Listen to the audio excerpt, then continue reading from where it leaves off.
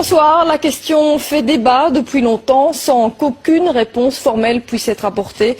Il n'empêche, cette étude laisse perplexe. Des chercheurs de l'ULB ont exposé des fourmis à des ondes GSM. Très vite, les animaux sont non seulement désorientés, mais ils perdent de 50% de leur capacité, un résultat qui donne à réfléchir. Jimmy Méo et Kinerkan. L'expérience peut être réalisée très rapidement.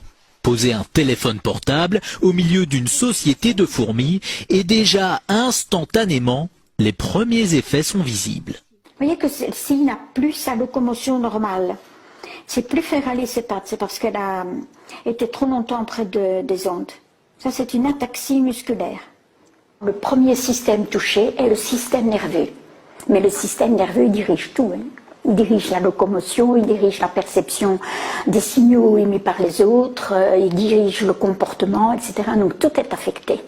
Les capacités d'apprentissage des fourmis exposées aux générateurs d'ondes sont affectées de 50% par rapport à la normale. Et même avec une période de récupération, elles ne retrouvent que 60% de leur capacité de mémorisation.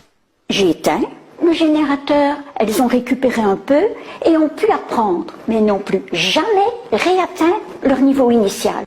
Il en est de même pour 7 fourmis exposées aux ondes du GSM. Si on arrête tôt l'expérience, elle va récupérer. Si on continue, elle va mourir.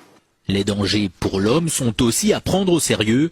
Par exemple, l'oreille à laquelle on colle notre téléphone est très sensible. Imaginez les structures que nous avons dans l'oreille. Nous avons des cellules ciliées dans l'oreille.